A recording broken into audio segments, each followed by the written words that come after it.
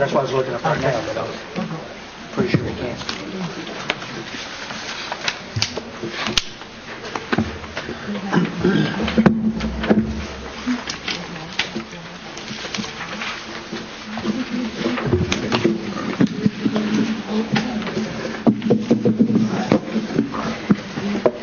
Yeah, but each one of those, after each vote,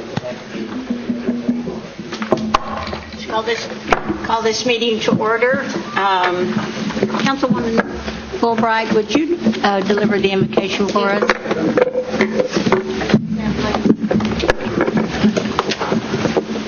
Dear Heavenly Father, we thank you for all the wonderful blessings that you have bestowed upon us. We are indeed a blessed community and a blessed family here at the Cherokee Nation.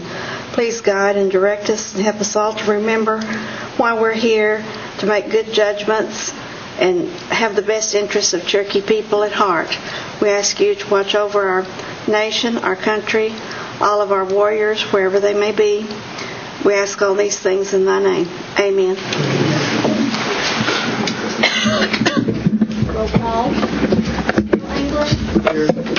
Bill John Baker. Here. Jack. Here. Harley Buzzard. Here. Julia Coates. Here. Bradley Cobb. Joe Crittenden. Here. William Fishinghawk. Yes, here. Meredith Brayley. Here. Janelle Fulbright. Here. Don Garvin. Chet Hoskin Jr. Here. Hannah Glory Jordan. Present. Curtis Snell. Here. Chris Stokes. Here. David Thornton. Present. Mary Cowan Watt. Honey, we have a quorum. Next order of business is the approval of the January 11th regular session minutes. Second. Motion and a second. Any discussion on approval of the minutes as written? All in favor, signify by saying aye. Aye. All opposed, same sign.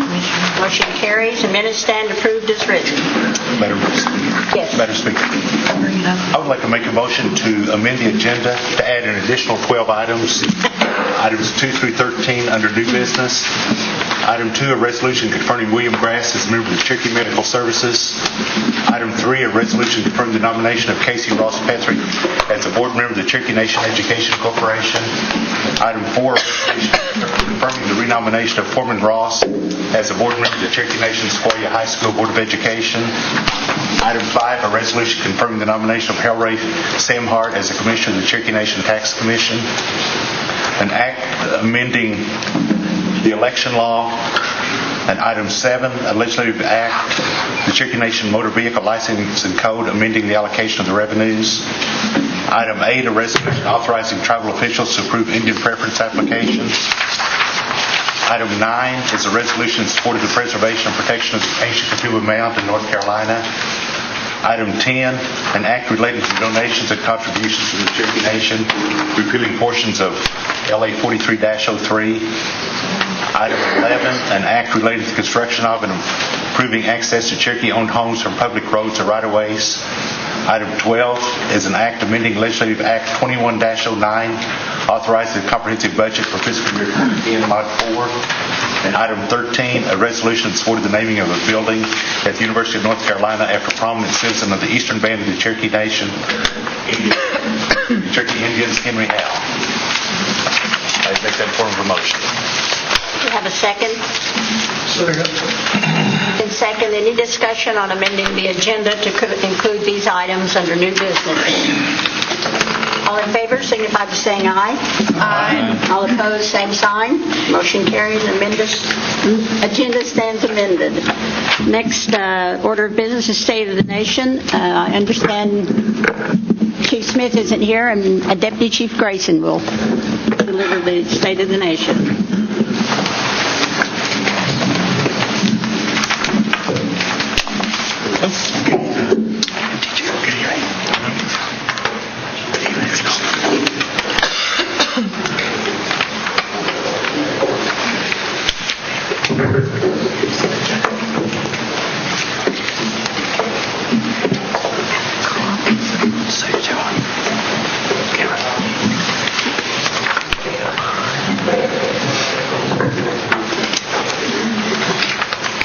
Good evening and welcome.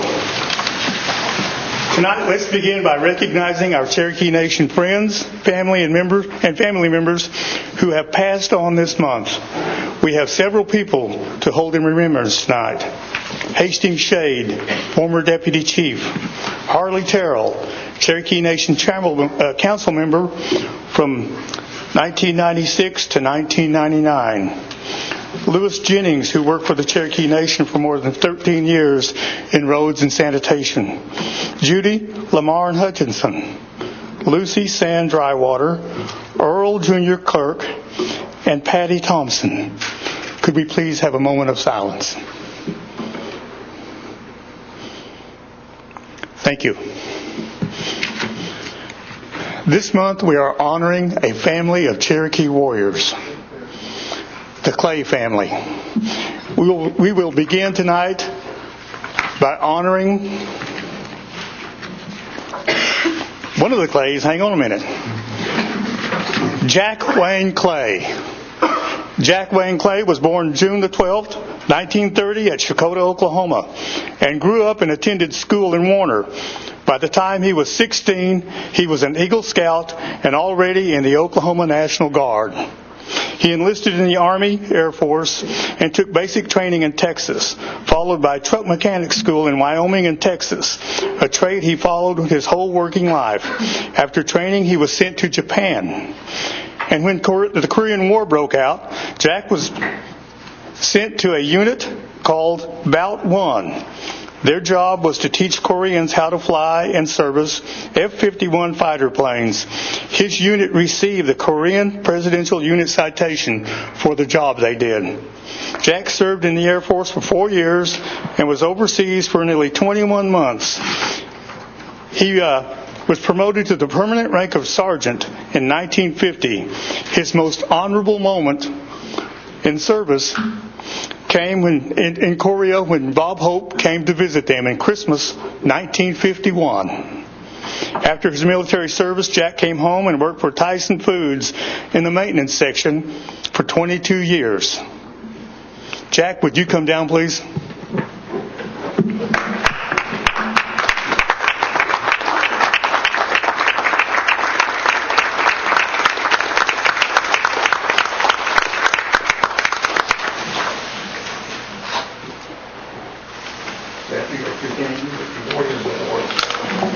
And a brick for the memorial, and it gives the Cherokee Nation great honor and pleasure to award you the National Medal for Patriotism. And I'm going to let her finish without sticking.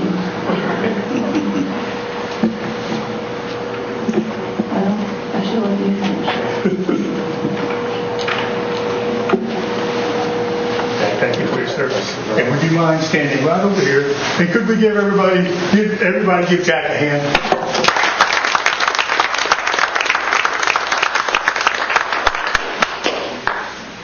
Okay, right there. Next, Jimmy Wayne Clay. Jimmy Wayne Clay was born in Los Angeles, California.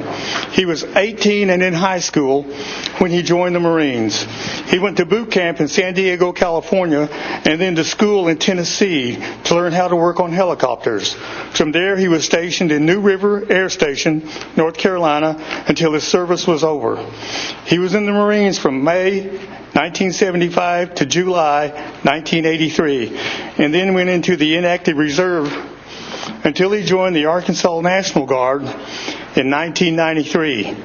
He was called to active duty August 2005 through January 2007 and was sent to Iraq in support of Operation Iraqi Freedom. While serving in Iraq, he was wounded by a roadside bomb and is 100% disabled. Jimmy has a total of 23 years of military service and was honorably discharged in 2007. Jimmy, would you come down, please?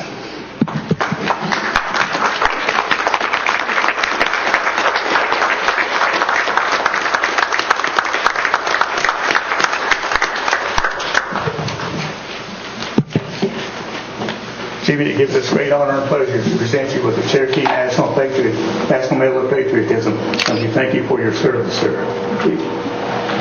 Here's your citation, also a brick for the memorial, and there's your pin.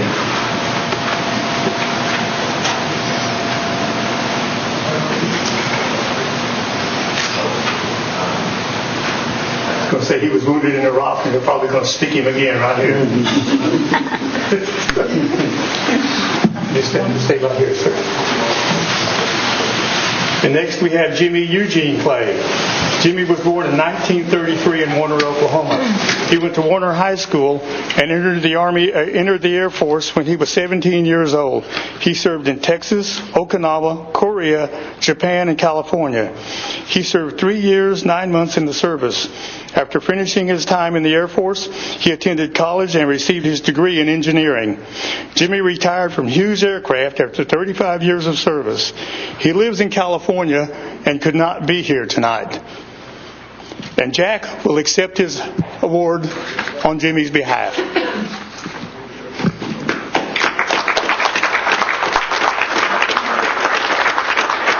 Jack is... Thank you, sir. And can we all get up here? The family want to come down? Just get out here in the middle.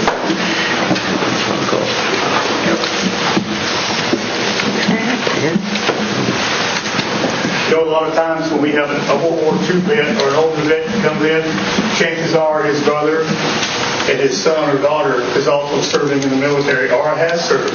So this is a good example of a family that has a good service to their country.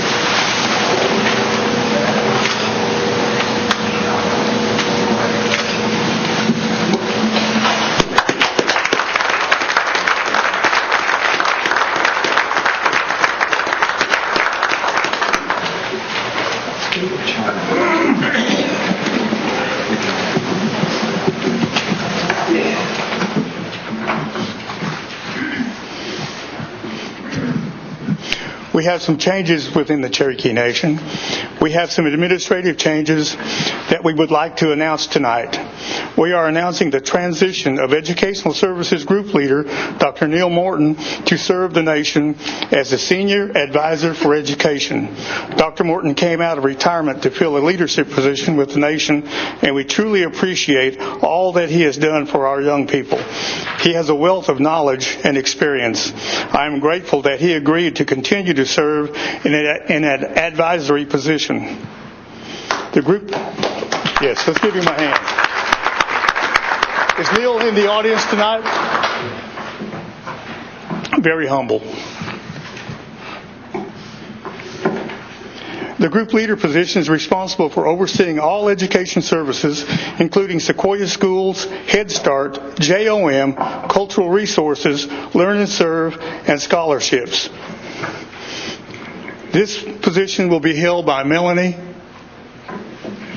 Knight. Melanie, would you stand?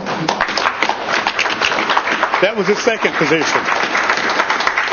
While serving in her new role as Group Leader of Education Services, Melanie will continue to hold her office as Secretary of State. We also welcome back Pat Ragsdale, a citizen of the Cherokee Nation, as a new Group Leader of Government Resources. His career provides him with a wealth of experience working with tribes and federal government. In addition to Group Leader for Government Resources, he will also be responsible for managing administrative matters for the Office of Principal Chief. The positions of responsibility I have outlined will take effect March 1st. I'm confident that these leadership changes will be smooth transitions, and I hope that employees will welcome the new leadership.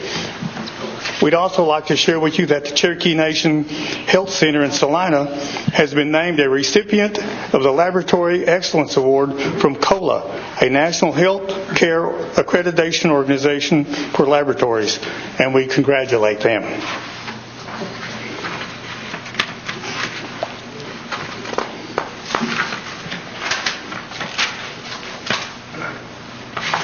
Please excuse me. And we round this past month in Ramona for our 8th Cherokee Casino. We expect it to provide about 100 jobs in the area over the next 2 years. And the events that are going on this week, Sequoia Schools will host its yearly open house for 7th and 8th grade students interested in attending our school of choice. The open house will be held tomorrow from 9 a.m. to 1 p.m. at the place where they play. The youth choir will hold its first performance of 2010 this week in Grove on Friday at 7 p.m. at the First Baptist Church. Please come out and support them if you are in the area. We want to again remind everyone about the groundbreaking ceremony for the dental clinic in Salina on Tuesday, February 23rd at 10 a.m. And please put Tuesday, March 23rd on your calendar to join us as we hold the grand opening for our restored Cherokee Nation Supreme Court building. That concludes the State of the Nation, and thank you.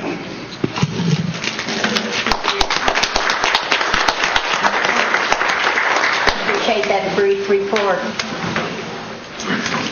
Pardon me, ma'am? I said I appreciate that brief report. Oh, thank you. Next order of business is the action of unfinished business. There being none pending, we move on to committee reports. And the first report is Mr. Cooper in the place of Mr. Sutherland for the Housing Authority.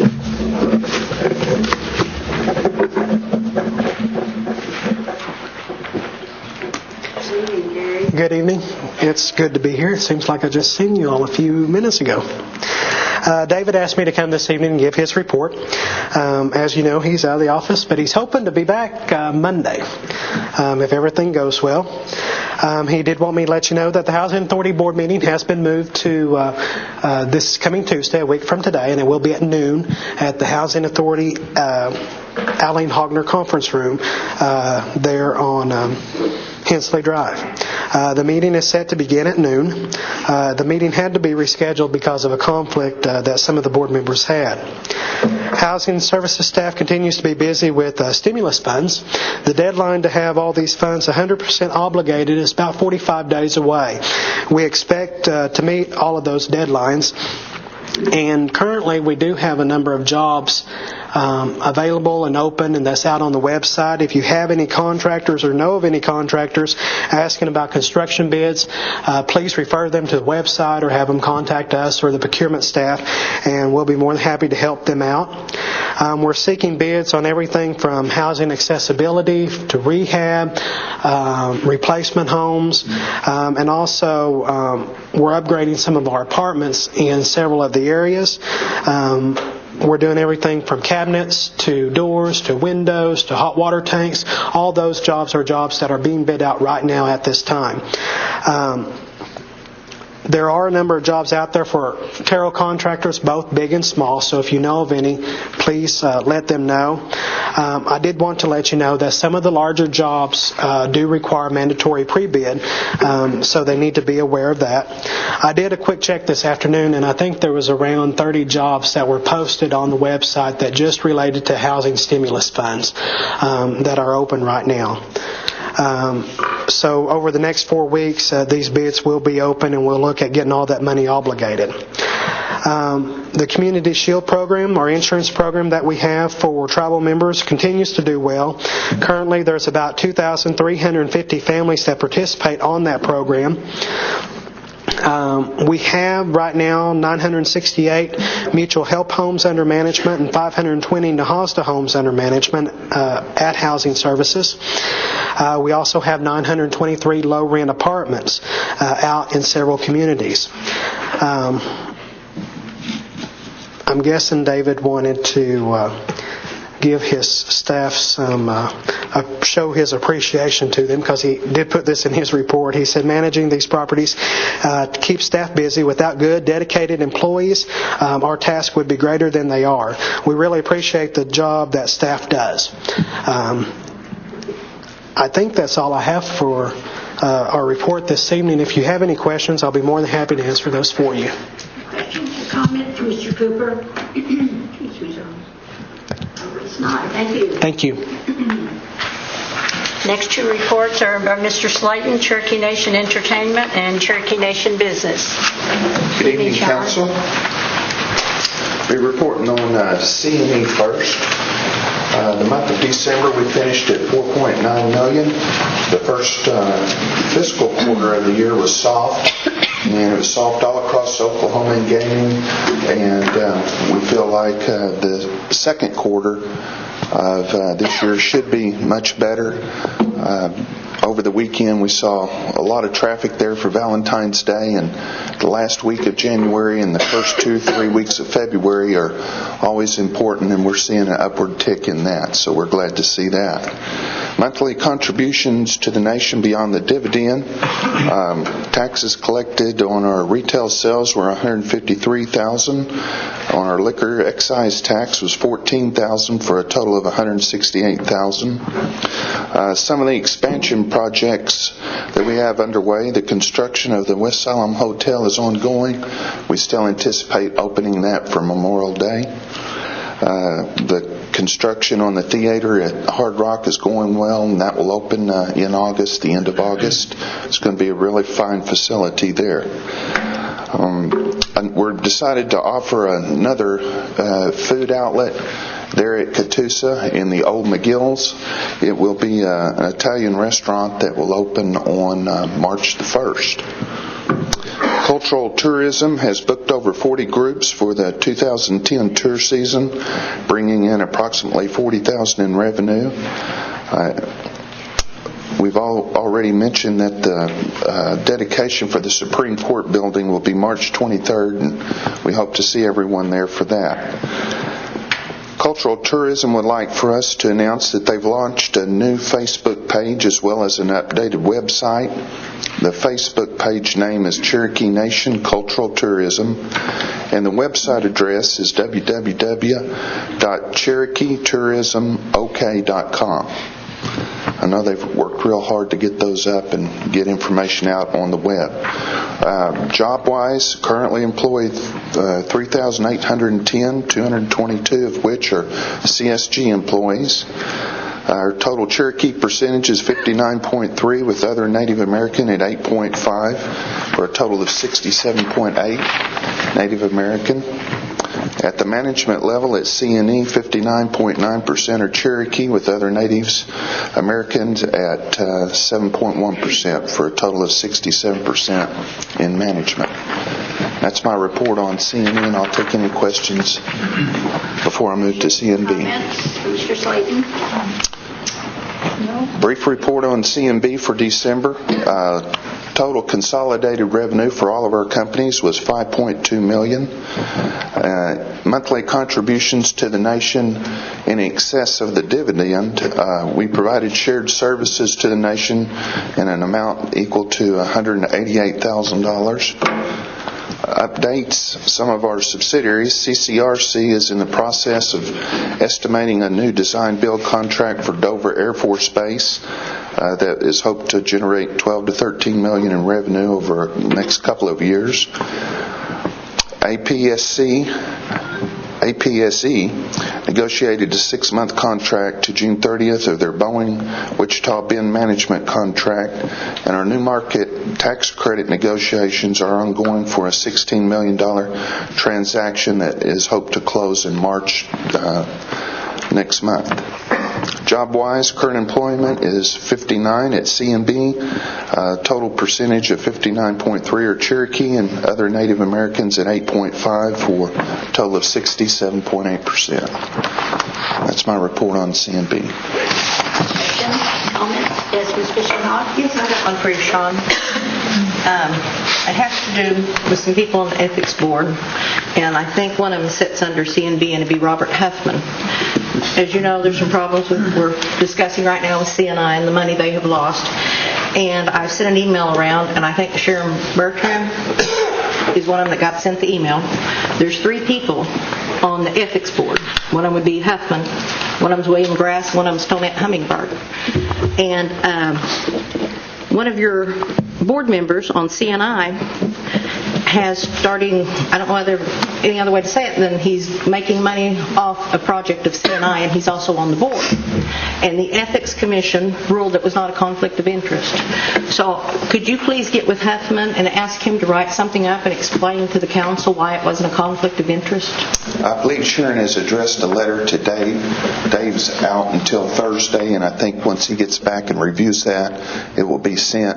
It's my understanding that that did not go through the Ethics Committee, that they responded after that, and that's what that letter will explain, the timeline. Okay, is Bertram on the Ethics Board? She's the Vice President of our internal audit, Okay. and yes, she's on the Ethics. Oh, she is on the Ethics Board? Well, who all's on it? Because the email I got does not say that. I'm not sure. I know Sharon and Bob participate, and then at CNE, the other one is Brent Thompson. I think there's a designee from each one of the other companies. Okay, would you please give me a list of on the Ethics Board, because I received this one and it does not say that. Okay. Who all's on the Ethics Boards of all the boards? Thank you very much. You're welcome. Any other questions? Oh, sorry. Lori Jordan? Sean, did I understand you to say that they did the agreement and then they asked for ethical opinion? I think that's what the letter is going to define as the timeline, so I probably should have just deferred to the timeline. When Dave sends that, it will explain as to how that came about.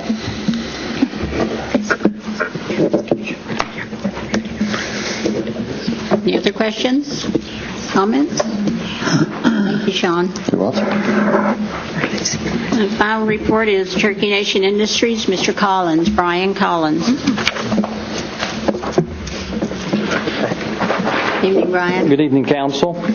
My brief report tonight discussing the CNI consolidated financials on the CNI and CNI managed companies. Our November revenue was $7.8 million with a profit of $91,000. December revenue was $7.7 million with a profit of $96,000. The December year-to-date totals for revenue is $24.5 million with a year-to-date profit of $352,000. CNI has just recently in the last week or so crossed a milestone in employment. We crossed the 500 mark in the local area with 84% Native American employment, in which 450 approximately supporting warfighter needs. One of the major issues that faced CNI several years ago, and Meredith, I think you'll know this very well, is the certification for the J Standard 001 solder, the industry standard. It was a major problem, an issue within the company. We've been focused on it, and today we've crossed over 100 certified solders certified. And the certification is a 40-hour class and testing requirement. So this is a major accomplishment for the company and kind of goes along with the improvements and the processes that we're making in the aerospace industry. Telcom recently has been recertified in their TL9000 and is one of only a few companies in the telecommunication industry to surpass the new certification of a version 5. This week in our aerospace environment, we are recertifying to our AS9100 standard, which is an annual recertification process. The recent CNI board meeting that was canceled due to inclement weather has not been rescheduled yet, but I will advise as soon as there is a new board meeting that I can advise you of. That completes my summary for tonight. If there are any questions. Questions? Yes, Ms. Fishinghall? Yes, Brian, I want a list of all your unpaid bills included in the $1.7 million loss on the Bentley project by vendor, because I've had 2 or 3 other vendors contact me.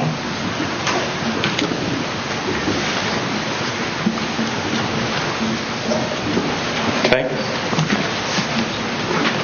Anything else?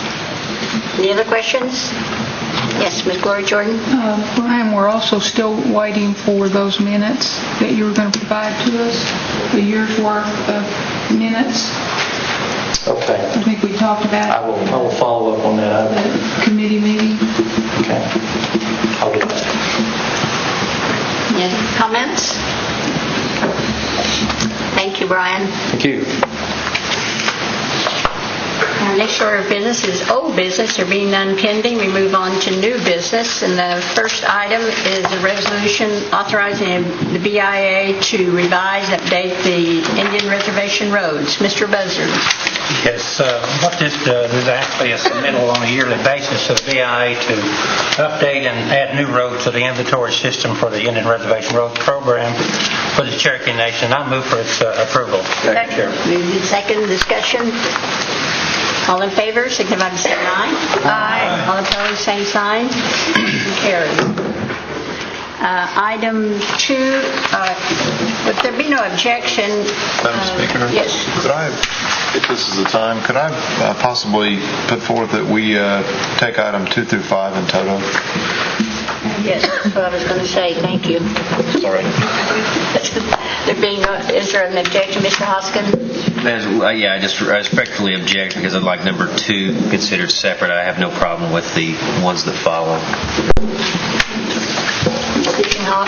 I have the same problem in light of what was just now told us about the Ethics Commission and the fact Item 2.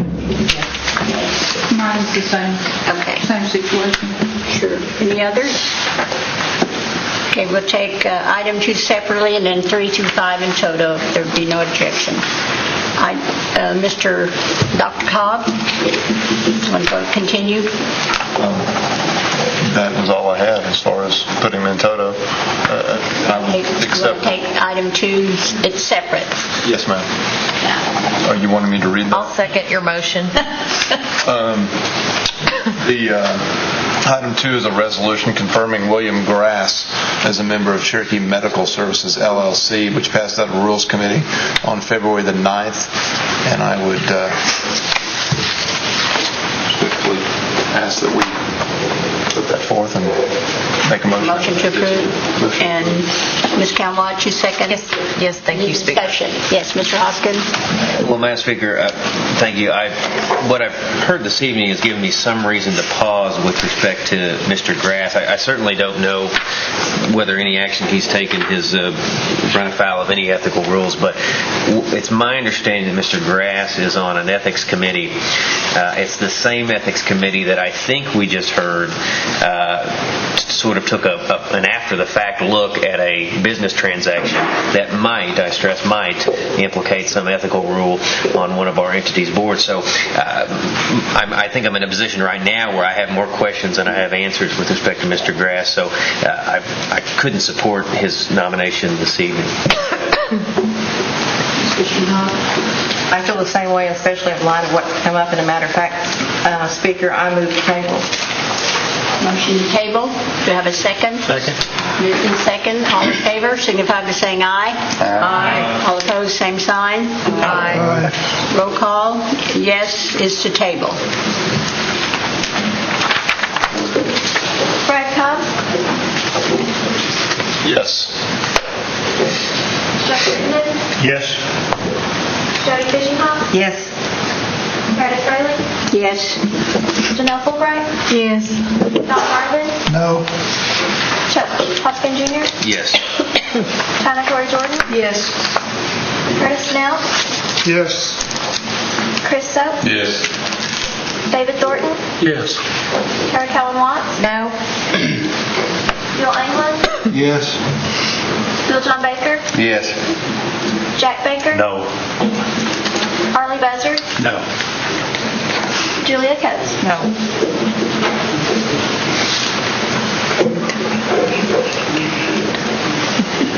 You have 12 yes and 5 no. 12 yes, 5 no. The motion to table carries.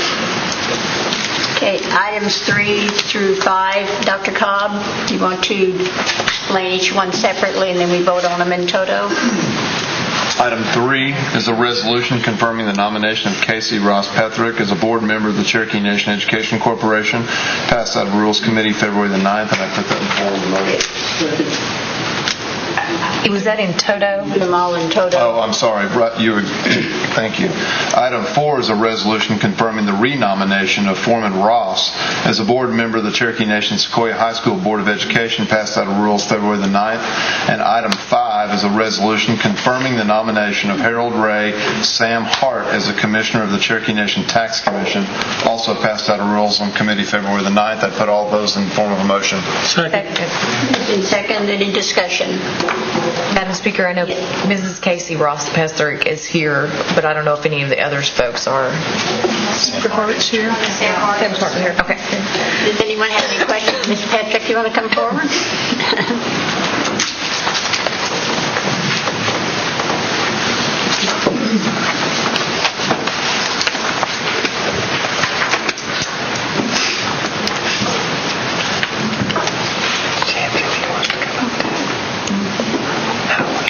Thank you for being here. Thank you very much. Does anyone have any questions for her? Or do you want to say a few words? I'm just very excited to serve on the board in my capacity, and I hope that I can bring a lot to the organization, and I'm just really looking forward to it, and I appreciate the nomination. Any questions or comments? Okay. Thank you, Casey. Thank you. And Mr. Hart is here, I understand? Yes. You want to come forward and say a few words? Thank you for being here this evening. I'd just like to thank you for the opportunity to serve the Cherokee Nation, and if you have any questions, I'd be happy to answer any questions. Questions for Mr. Hart? Thank you for being here. Okay, all in favor? And then we're voting in toto on items 3, 4, and 5. All in favor of these nominations signify by saying aye. Aye. All opposed, same sign. Motion carries. Okay, item 6 is an act amending the Cherokee Nation Code on elections, and that is I, and Mr. Baker is going to make that motion. Yes. This is an act revising the election code, and we've worked on this for many months, and I make a motion that we approve it. Second. Thank you. Good second. Any discussion? I just want to clarify that's years, I think. Yeah. All in favor, signify by saying, by acclamation. Yes, by acclamation. All in favor, signify by saying aye. Aye. All opposed, same sign. Yay, motion carries. Okay, Item 7 is this legislation amends the Cherokee Nation Motor Vehicle Licensing Code. Mr. Buzzard, did you want to take Yes. What this resolution of this act does is amend the Motor Vehicle Tax Code to allow schools within the 14-county jurisdictional boundaries to apply for a $25,000 grant to support the school program. What they do is make a resolution or present a resolution to the Education Committee for these grants. What it would do is give these schools an opportunity to apply for culture, language, and other programs that they want to implement into their school system. So I'd ask for the approval of this second act. Okay, moved in second. Discussion. Mr. Baker, and then who else was it? And Mr. Thornton. Madam Chairman, I cannot support this piece of legislation. Although nobody's for education more than I am, and if we found another source of funding for this grant, I'd be 110% for it. But unfortunately, I do not think we're keeping our promise with the state of Oklahoma. I think by taking the sorely needed funds that our school districts need right now and reducing that in order to have a grant is just totally wrong. We know that all of public education is suffering right now. And when we passed our car tags, we says, okay, we're going to give you 35% of all of our car tag money to hold you harmless so that you'll have the same amount of money as if we Cherokees did not sell tags. And we're breaking that promise tonight if we pass this. We're taking a portion of it, and instead of it going to the schools, the way that we promised, the way that we've done it, the way they've always received it. We're going to take a portion of it out and give it to other districts. And I feel it's totally wrong, and I cannot support this piece of legislation. Mr. Thornton, and then Ms. Watt. Madam Chair and Council, most of you know how I feel about this. I think this is a fairly good program. I think it's going to help a few schools. Each one of you know that I asked to earmark these funds to each school for 25% to go to our Cherokee students for the programming and projects of our Cherokees in each public schooling. And I was turned down by a friendly amendment on that. My feeling is that these funds all should go and earmark for our Cherokee students, but that's the way I feel. And thank you very much. Thank you, Ms. Thornton. Ms. Watt?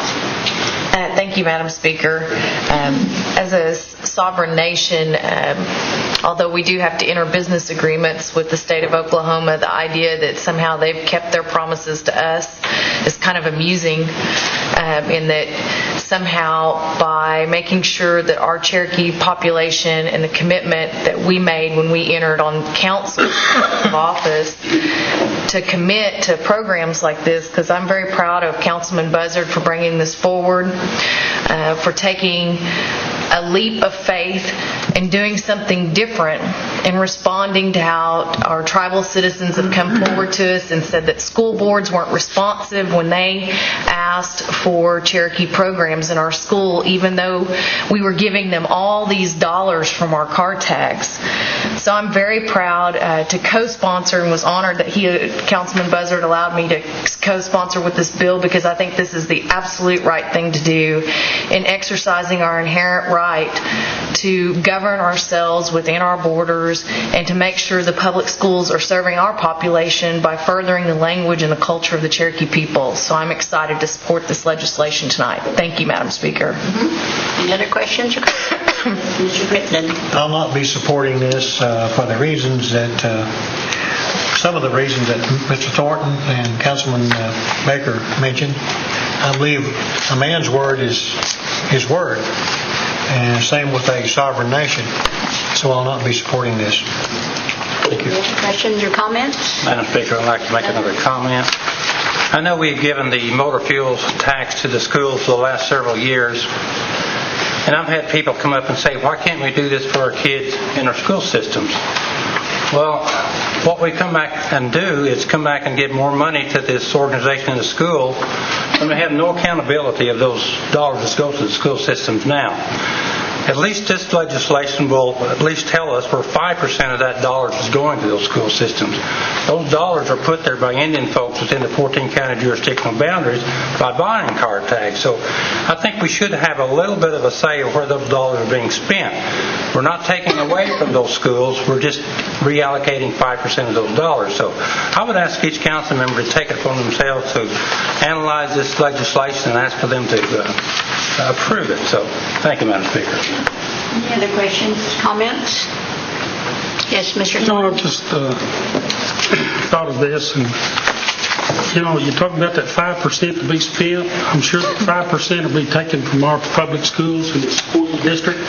I'd like to see that 5% put right back into that district. There's several schools there that need help, and why couldn't each school that has schools receive 5% of that earmarked to our Cherokee students? I don't see any, why should it be taken and just give out to one school because somebody else wants that school to have additional funding for some project. I think that all these different districts could do that, and we could do it within our own districts, but that's the way I feel. Thank you. Any questions or comments? And this is an act, so roll call. Harvey Buzzard? Yes. Julia Coates? Yes. Brandon Cobb? Yes. Joe Crittenden? No. Jody Fisher-Cobb? No. Meredith Fraley? No. Janelle Fulbright? No. Don Garvin? Yes. Hoskin Jr., Yes. Hannah Glory Jordan, No. Curtis Snell, Yes. Chris Soap, Yes. David Thornton, No. Tara Cowan Watts, Yes. Yul England, Yes. Bill John Baker, No. Jack Baker. Yes.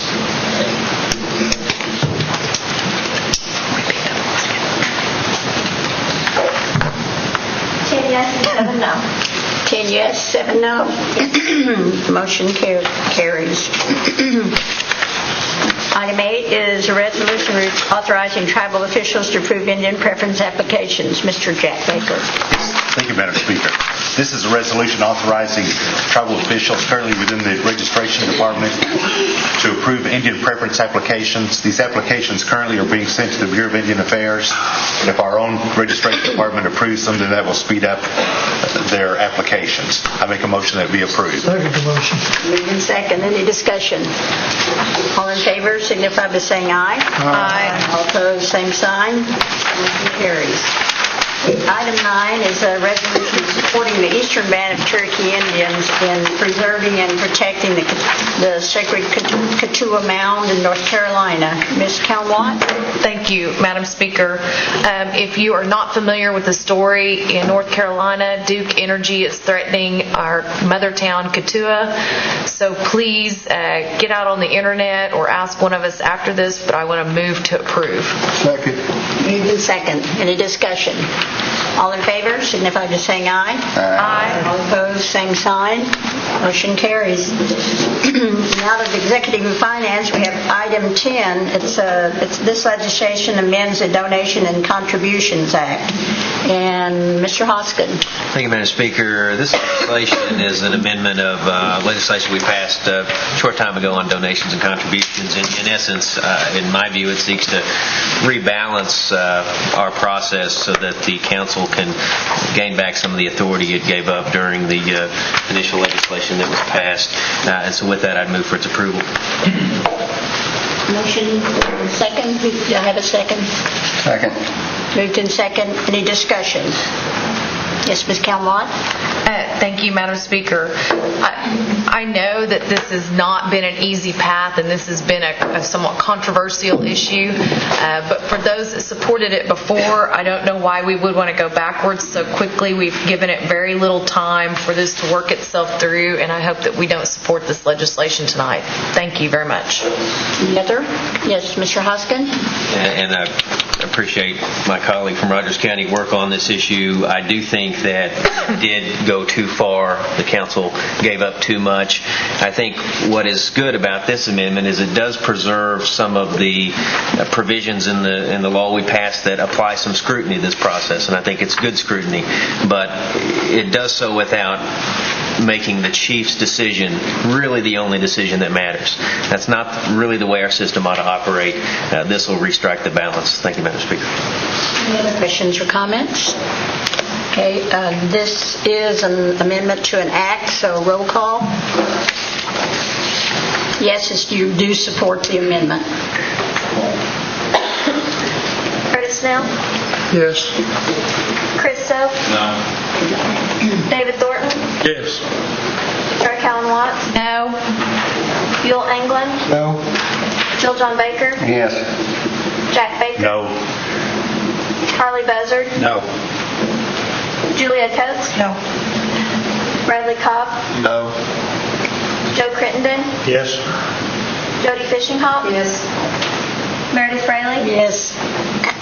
Janelle Fulbright, No. Don Garvin, No. Chuck Hoskin Jr., Yes. Hannah Glory Jordan. Yes.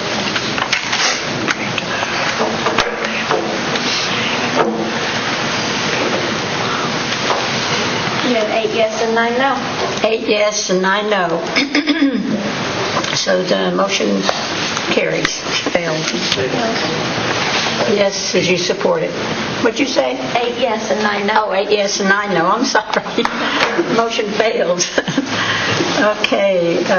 Item 11, this legislation covers the need for improving or accessing to qualifying Cherokee people's homes. Mr. Baker. Yes, this piece of legislation that we have a limited number of elders and folks that live in these rural communities that their driveways get to the point of being impassable. When there's a concern to getting the propane truck there, getting the ambulance there, people being able to get to their homes, we need to be able to have some method of which to purchase some materials so that they can fill these potholes for safety issues, health issues. And we've got an emergency self-help program now that's for housing, but they can use it for ramps to get their wheelchair into their house, but up until now they have not been able to use it to get their car to their house. I believe it'll be limitedly used, but I think the ones that need it. And this is allowing those funds to be used if that's what the Cherokee family needs. If they don't need a roof, if they don't need a new front door, if they don't need a handicap ramp, they can still access the funds for this emergency purpose. It is self-help. They're going to have to get the neighbor or nephew or somebody to come spread the gravel and those kinds of things. But it's a method to take care of some real need for Cherokee people in some of these rural communities, and I put it in form of a motion. Second. Moved in second. Any discussion? Ms. Calmont? Thank you, Madam Speaker.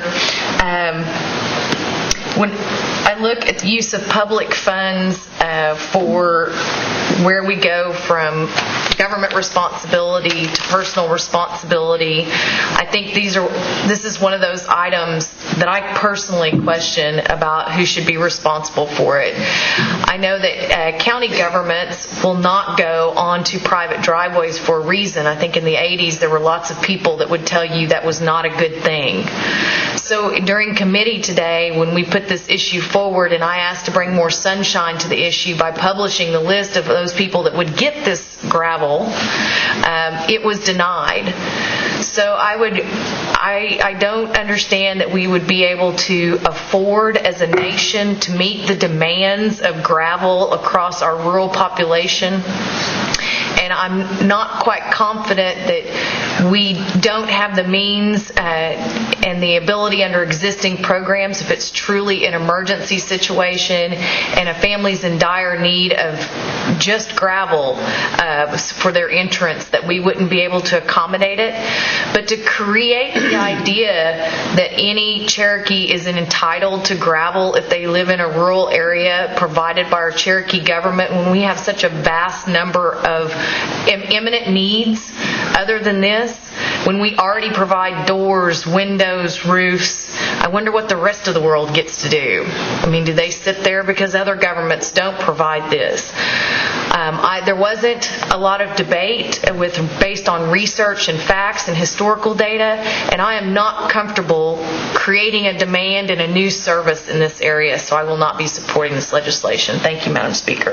Yes, Mr. Hoskins. Madam Speaker, well, with all due respect to the councilwoman from Rogers County, this idea of government versus personal responsibility strikes me as a little absurd when we already say to our elders, our poor folks, that we'll build you a ramp, as Councilman Bill John Baker says, we'll build you a ramp so you can get from your front door to your driveway, but if you can't get from your driveway to the street, you're on your own.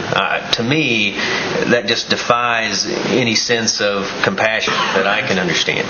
So I think it really corrects a deficiency in our system. It doesn't add a dime to our budget, so let's not be confused that this is going to cost us more money. The fact is it's going to allow people who qualify for the self-help program to do what they really ought to already be able to do. That is, if they can get their friends and neighbors together to help build a driveway, just like they could a handicap ramp, Cherokee Nation will help them out.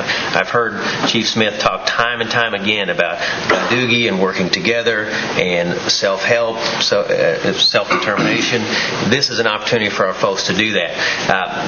There was a mention about county commissioners back in the 80s. Certainly, anybody who's familiar with the history of county commissioners in Oklahoma knows that there was some fraud. I certainly reject the idea that this is an invitation to that sort of conduct.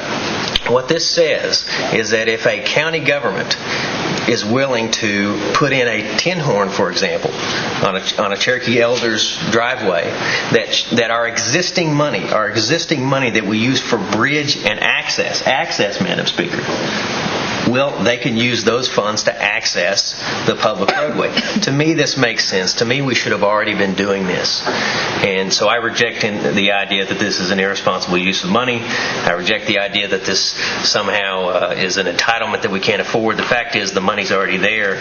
A lot of the money was carried over last year from one of these programs we didn't even use. I say let's use it. I know I've got constituents in my district who'd like to get from their front door to the street, and they can't do it. And this could help them do that. So I hope that we pass this, Madam Speaker. Thank you, Mr. Huskin. Mr. Baker? Yes. Ms. Fishing Hawk.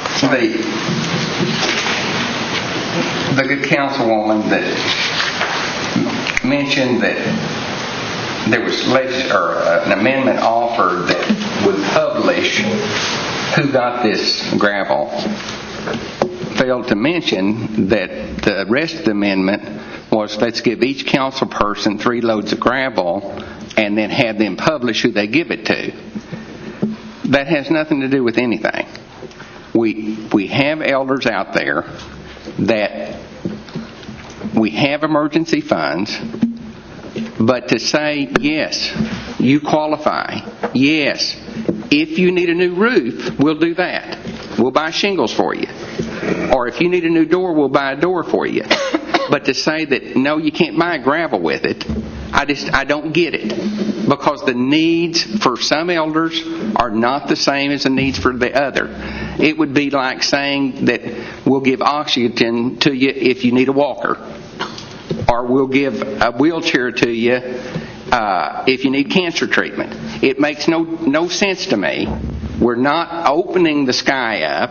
It's still got a $2,000 limit on it. But county government doesn't have casinos that are making millions of dollars to help their people. We've got money to help our people. It's already in the budget. It's just if they don't need a roof, let's let them have a little bit of help in their driveway. And it's not doing it. It's not paving it. It's a little bit of material so that they can do a self-help project, so that they can get the propane truck or get their car up, or not worry that the ambulance isn't going to be able to come save my wife or my husband. Please pass this. Ms. Fishing Hawk and then Ms. Calm-Watt. I've got a question for Bill John, or perhaps you. Yes. Chuck here made the statement it wasn't going to cost us 1 penny more in the budget. Is that correct? We're not going to have to increase the budget at all? Absolutely. It's coming out of an existing program that we can't carry over last year. Ms. Calm-Watt? Thank you. Ms. Fishing Hawk, I'm sorry. Just to clarify, since this has had such a short time in front of committee and now council, is that I understood that committee that it was $18,000 total for carryover. If you assume that that's a $350 load of gravel, which up north it can be, then that would be about 3 loads of gravel per 15 council people in the 14 county jurisdiction. And then my question to all of you would be whether it was the council person or staff who gets the 3 loads of gravel. And if you live in a rural environment, how far would 3 loads of gravel actually go? And even if you got the $150 quote from Sequoia County, so you might get 10 loads of gravel per council person per year. And we can already see how ridiculous that if this is such an immense problem that it wouldn't go very far under the existing budget that we're promised, because we're not going to create more demand, which our staff testified to, that it would create an excessive amount of demand and pull them off of roads projects would be my next guess.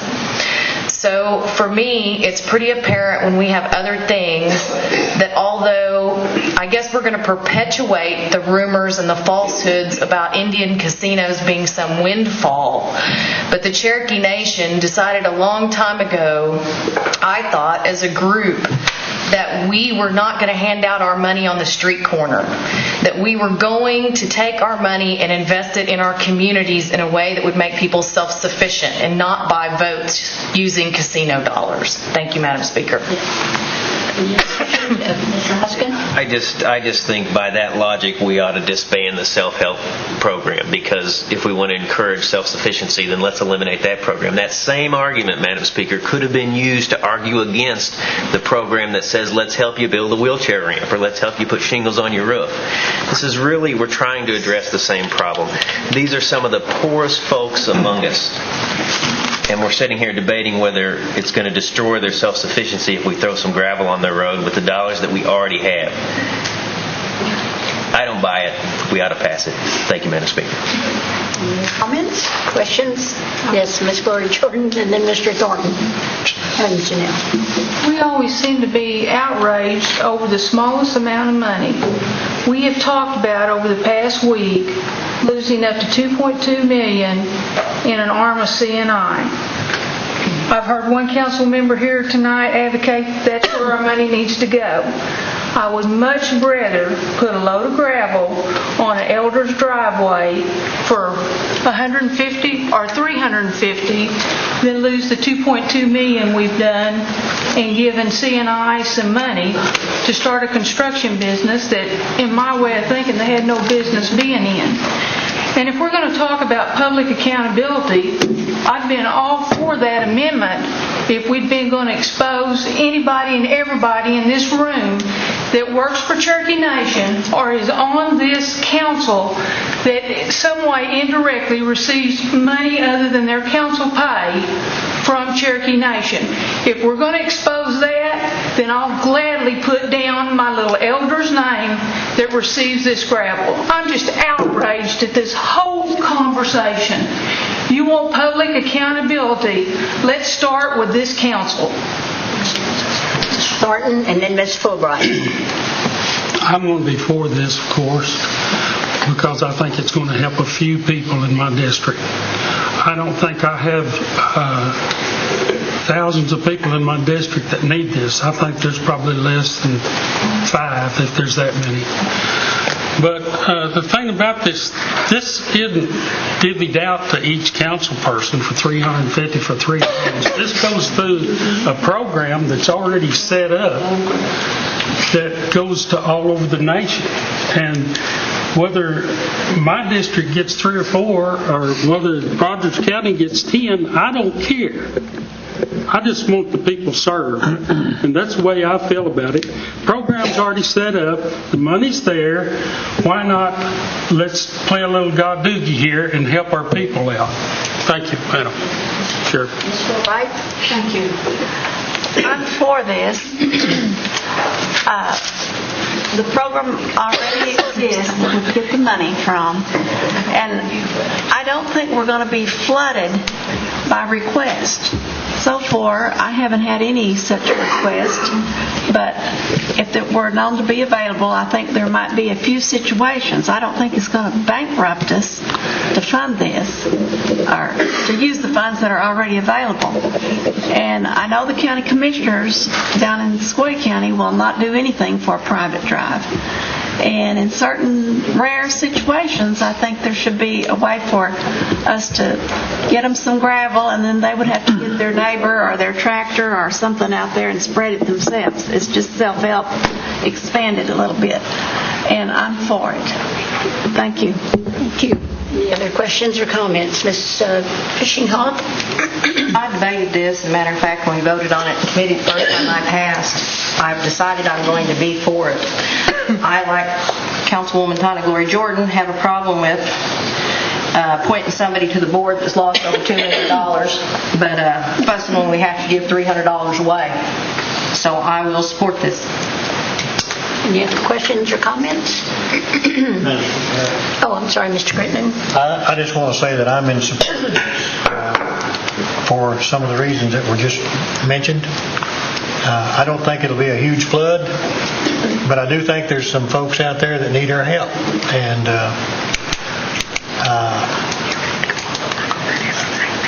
I think there are things that need to be brought to light, and I'd like to see us pursue that in another meeting.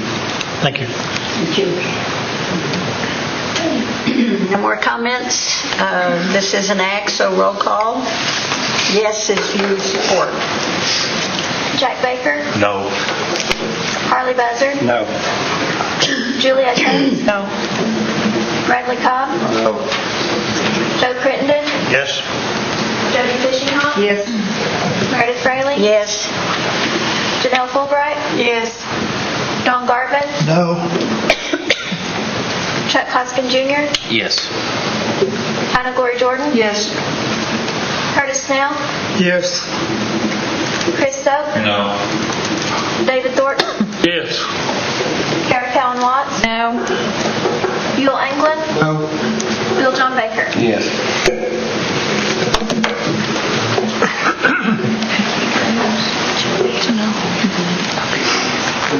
9 yes and 8 no.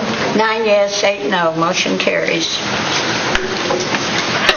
Item 12 is an amendment. This amendment authorizes Mod 4 of the 2010 budget. Mr. Jack Baker. Yes, thank you, Madam Speaker. This budget Mod 4 increases the budget authority by more than $45 million to over $593 million for the fiscal year. It increases the general fund by $2,326 to transfer the same to Cherokee Nation Education Corporation, and these are royalties generated from a specific book authored by Robert Conley. Also increases the vehicle tax fund by $3,300,000. It has a housing proceeds fund increased by $1.3 million. Department of Transportation for the roads increased by more than $3 million. Self-government decreases by $170,000 in the housing improvement program. Has Indian Health Service self-governance health increased by $15 million, which includes the $2,349,000 for prior year carryover for contract services, Muskogee Clinic carryover to $4 million, health equipment replacement an additional $6 million, the Salina Dental construction equipment carryover funding from $450,000 to $3 million for the capital expenditure for the Salina Dental Clinic. It has the governments increased by $6 million for water and sewer projects. The HOSTA fund decreases by $449,000. Our special revenue fund, Johnson O'Malley, increases by $34,000. And then finally, a capital projects fund for the Bonita Clinic of $30 million. In addition to those budget mod items, is approved as part of this budget mod, certain donations and contributions out of an already approved donations and contributions fund. And those were also approved today in committee. I make a motion that we approve. Second. Moved in second. Any discussion? Call for the question. Motion to divide Motion to divide. out the donations and contributions from the rest of the budget mod. Question's been called. Mr. Hoskins? Requires a majority. It's non-debatable, I believe. Hoskins, I'm sorry, Mr. Embry. It is the decision of the chair of who you recognize first. Okay, there was a motion and then there was a counter motion. It would be up to you to decide which motion came first. If that decision of the chair is appealed, well, then we go through appeal the decision of the chair, to which would be a majority vote. Those in favor of the chair, those against the chair. I did hear Mr. Baker first. I can't say which one, if they said it at the same time, but he does sit next to me. I did hear him first. So did somebody want to appeal that? Is that correct? That is correct. Madam Speaker, I was being polite and raised my hand to be recognized by you, so I'd appreciate the courtesy and not have to do a call for your decision instead, because my motion is not debatable, but it does require a majority, and I think it would then exercise without having to go through additional motions. It would still have to be a majority vote of the body. Mr. Embry, you're our expert. good luck to you. No, Madam Chairman, it is your call. And many times during a parliamentary proceeding, there will be times in which it will come down to the chair to make a decision. Sometimes that is recognizing one person over another. Maybe it's proximity, maybe it's voice. That is your call. Ms. Callan-Watt has every right to appeal that decision, saying that I had raised my hand in asking to be recognized. If the majority of the body agrees with her, the appeal is overturned and her decision will be done. But this is one time it's Ms. Callan-Watt, she either depending on her ruling, appeal it or not. I did hear him first, so Ms. Callan-Watt, if you want to appeal. No disrespect to you, Madam Speaker, but I would like to appeal the decision of the chair. That requires not available, not amendable. Got it. Second. Moved in second. Okay. Yes is that you support her appeal, Ms. Callan-Watt's appeal. No, Madam Chair, the question actually should be that yes is in favor of the chair's decision. Oh, yes is in favor of me. Hey, you guys, support me. Okay, all in favor of the chair's decision signify by saying aye. Point of clarification. Sure. By voting yes, we're supporting your decision and we continue with his motion. Everyone clear? Okay. All in favor of supporting me, the speaker, signify by saying aye. Aye. All opposed, same sign. Aye. Roll call. Julia Coates, No. Bradley Cobb, No. Joe Crittenden, Yes. Jody Fishinghawk, Yes. Meredith Fraley, Yes. Should she abstain? Danelle Woolbright, No. Don Garvin, No. Chuck Hoskins Jr., Yes. Anna Gloria Jordan, Yes. Curtis Snell, Yes. Chris Soap, No. David Thornton, Yes. Kara Callan-Watt, No. Bill England, No. Bill John Baker, Yes. Jack Baker, No. Harley Buzzard, No.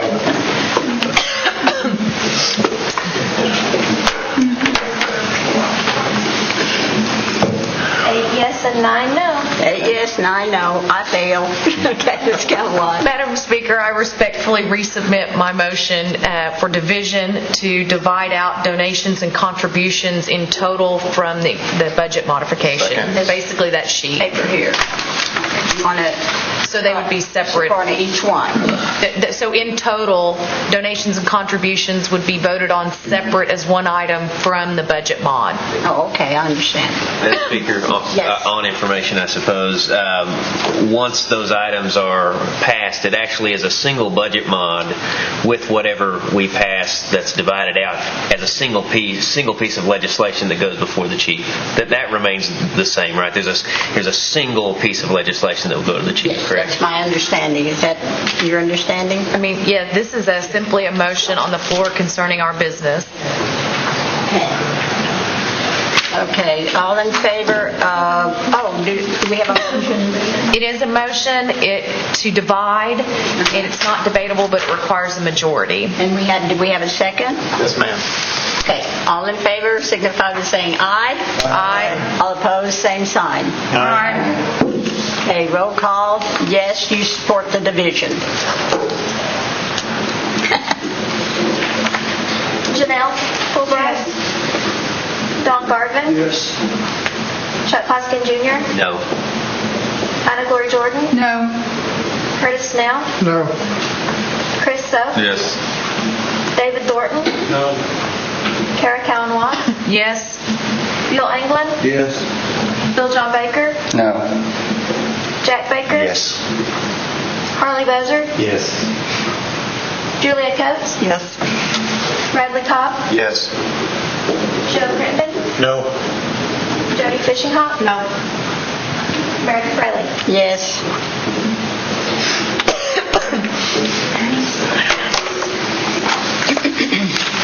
We have 10 yes and 7 no. 10 yes and 7 no. Okay, so we would vote on these first. Everybody clear?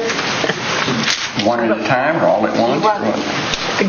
Your motion to vote them all at once. My motion was in toto, so all of those as one. It only separated out all donations and contributions as one vote, and then the rest of the budget mod as a second, and then whatever the outcome would be one total budget mod. I understand. Okay. Go ahead. So we divided them out after passed them in committee. And so I guess somebody's changed their mind. And so we're going to try to take the hour that we spent today passing them, and we're going to negate that. Is that what we're doing here?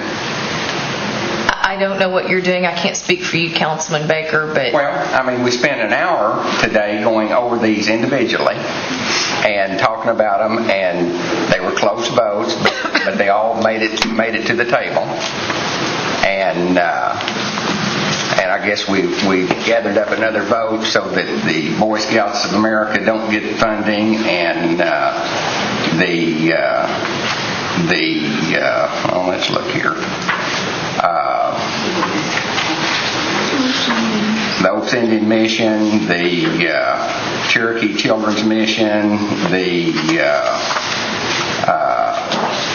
Junior Miss Cherokee contestants, the Cherokee National Day of Prayer, the Sequoia High School Art Awards, the Elm Tree Baptist Church Baptist Association trainings, the outreach to Holbrook community, the little 100% youth run community organization that's doing great things in Holbrook, keeping doing the things that most adults do in other communities. The Shiloh Christian School that gets no other kind of funding from us whatsoever. The Tribal Youth Council, the Boy Scouts of America,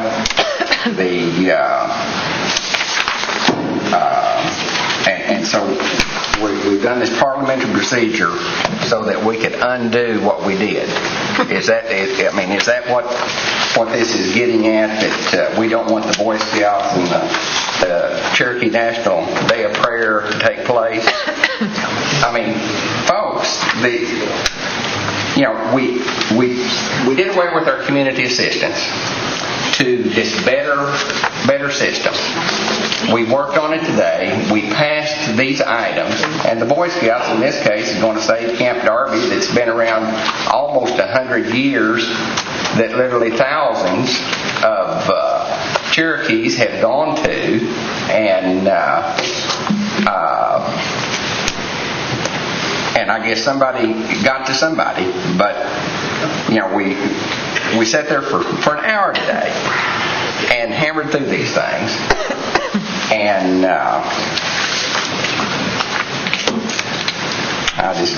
this is really getting sickening. This is worse than DC, I think.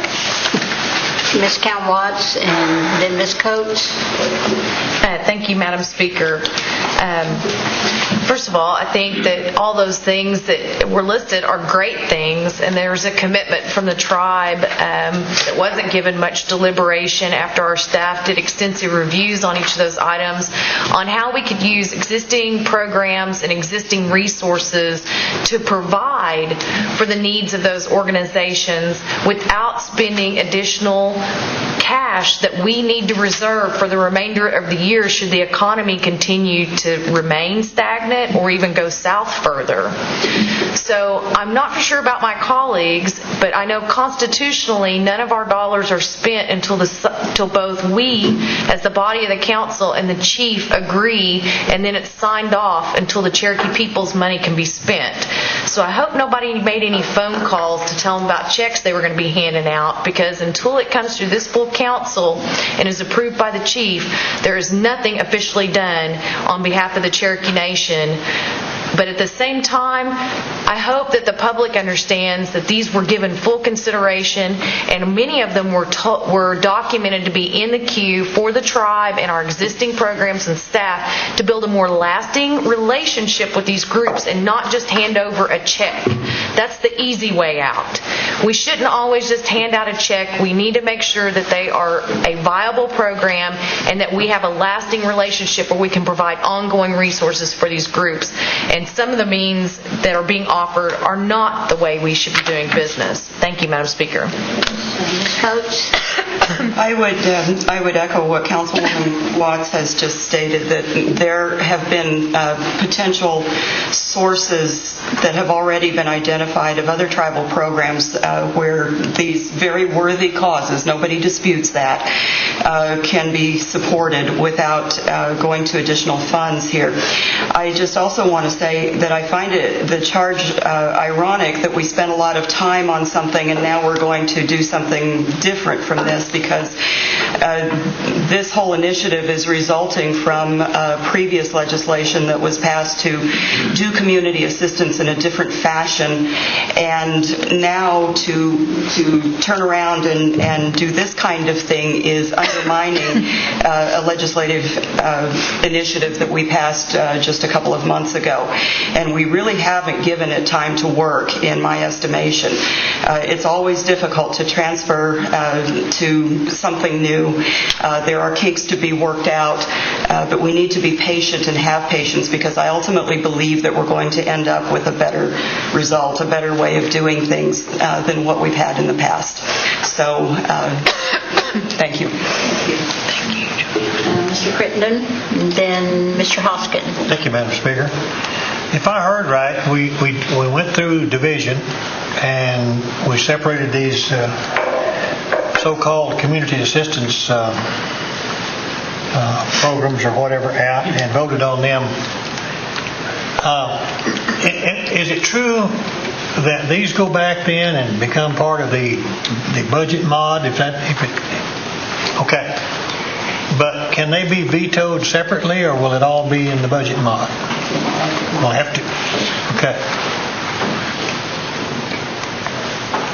It's interesting.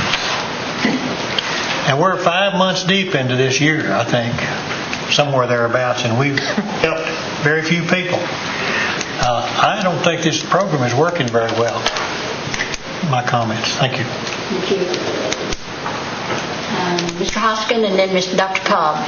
Thank you, Madam Speaker. Well, I've said it before, I'll say it again, I think this new system is effective on its face. I think it is a cession of power to the executive branch that just is breathtaking, and it should not have happened. It did happen. It was the will of the council. Now, working within the bounds of that, frankly, very lopsided system, we are trying to effect some change. We are trying to at least work within the bounds of that and approve some projects that were initially rejected by the administration. Now, it's important, Madam Speaker, that we remember what it meant that it was rejected by the administration. There was a suggestion from the councilwoman that we hadn't considered what staff had recommended to us, and we need to consider that further. Today we learned, let's take the Boy Scouts, for example. On the line that said it was rejected, it said there's already a relationship, or that the administration was working with this organization. The issue was the scout camp that Councilman Bill John Baker talked about. The issue before us is, do we save that scout camp or does it go away? Many Cherokee children have used that scout camp. Do we save it or does it go away? The administration has a relationship, is working with that program. What we learned was they have a relationship with that organization. There didn't seem to be any effort afoot by the administration to attack that problem. When the executive branch refused to act, the legislative branch chose to act. That's what we're doing tonight. We did that in committee. It was the right thing to do. It's astonishing to me that we're about to undo that, but that's what I'm afraid we're poised to do, Madam Speaker. I hope we don't. I hope councilors think about this and stick with the support of these programs from just hours ago. Thank you, Madam Speaker. I can't speak for any other councilor, but I'm going to speak for myself and my district. Since we're reading things that happen in our district here, Boys and Girls Club of Bartlesville Bartlesville Indian Women's Club, the Iron Gate Food Pantry in Tulsa, New Hope United Indian Methodist Church in Dewey, Operation Eagle, a Title VII Indian education program started by Sparlow Norwood, Washington County Senior Citizen Center in Dewey.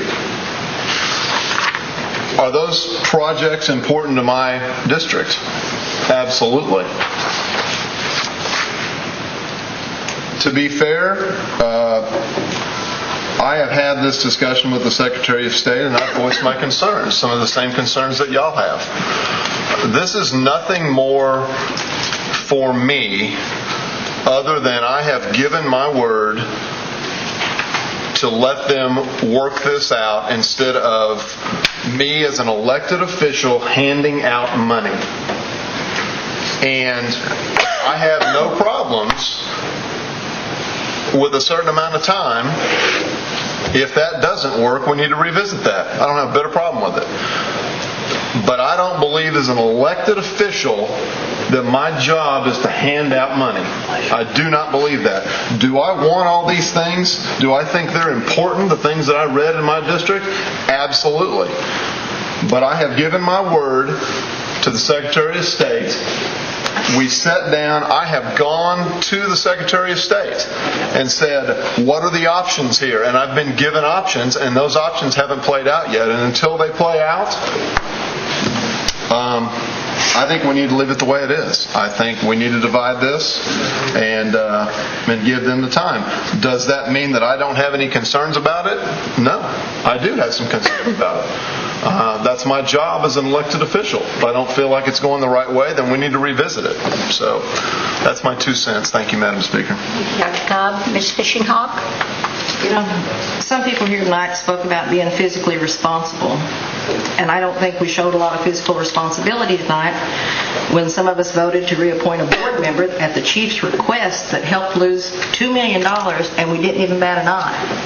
And if you want to talk about physical responsibility, I would, much rather look harder at the $2 million than I would the couple of hundred we're asking for. And I don't have a problem with elected officials handing out money because I would much rather the council hand out the money than some of these board members y'all's appointments losing the Cherokee people's money.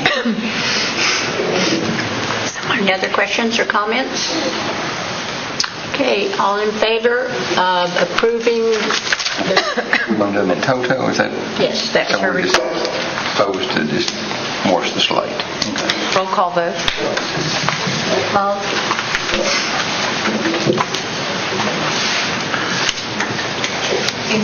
Point of information, it is, to clarify the motion, it's to either approve them, would be yes. Yes, as you vote to approve. Bill Anglin? No. Bill John Baker? Yes. Jack Baker? No. Harley Buzzard? No. Julia Coates? No. Bradley Cobb? No. Joe Crittenden? Yes. Jody Fishenhoff? Yes. Meredith Braley? Yes.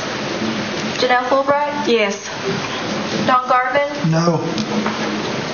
Chuck Hoskin Jr.? Yes. Jennifer Jordan? Yes. Curtis Snell? Yes. Chris Stokes? No.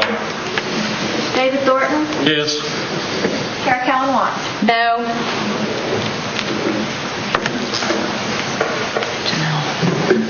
Praise the Lord.